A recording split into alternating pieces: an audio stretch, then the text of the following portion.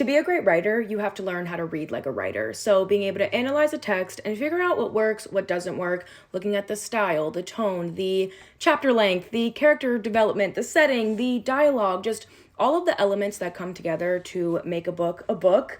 What in there makes it so good or not so good? How do these elements work with one another, or how are they creating tension between one another? Being able to identify those things, learn from it, and then put it into your own writing.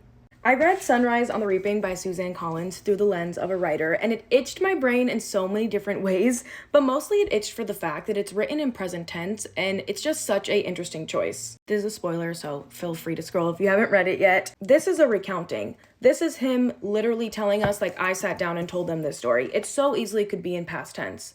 But it was written in present, and it makes me think, how would this story have changed had it been in past tense?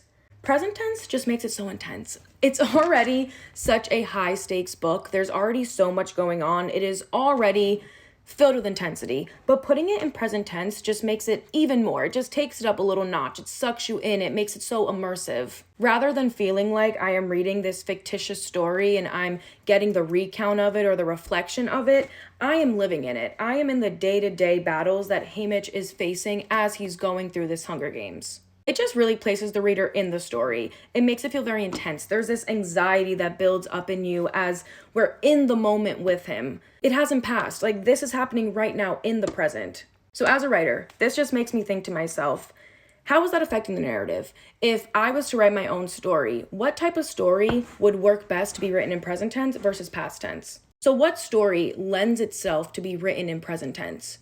And that's what you have to ask yourself as a writer, as you're making these choices about what you want to put into your book, how you want to write it. Does my story work in present tense or past tense? And how would that affect the narrative? Present tense is going to make it more fast-paced. It's going to feel like we're really in it, like we're right there.